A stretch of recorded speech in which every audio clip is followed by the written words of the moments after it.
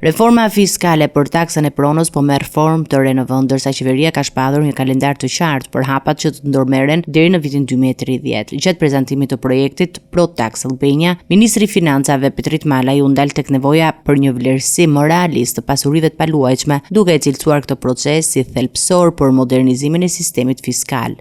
Në vitin 2027 do të bëjmë dhe do të kryejmë në fakt procesin kombëtar të vlerësimit të pronave, e ndërsa viti 2026 dhe 2027 do të shërbejnë edhe si periudhë tranzitore deri në aplikimin e ri të ligjit, i cili hyn në fuqi në vitin 2028.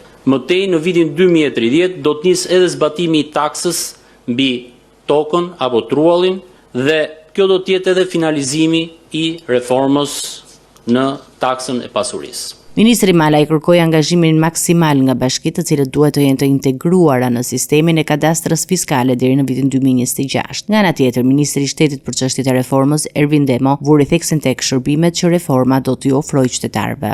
Lokale bazuar në taksën e pronësisë. Dhe këto janë të ardhurat të cilat do të jenë të administruara nga bashkitë për të përmirësuar shërbimet lokale, për të pasur në fund ditës shërbime më të mira për qytetarët. Aq më tepër kur ne flasim dhe për Projekti Pro Tax Albania, i cili shënon bazën e kësaj reforme, ka përfunduar tashmë fazën e parë të implementimit. Ai është realizuar në bashkëpunim me Fondin Monetar Ndërkombëtar dhe Agjencinë Suedeze për Bashkëpunimin Ndërkombëtar dhe Zhvillimin, dy partnerë që kanë asistuar Shqipërinë në hartimin e kornizës së re të taksimit të pasurisë.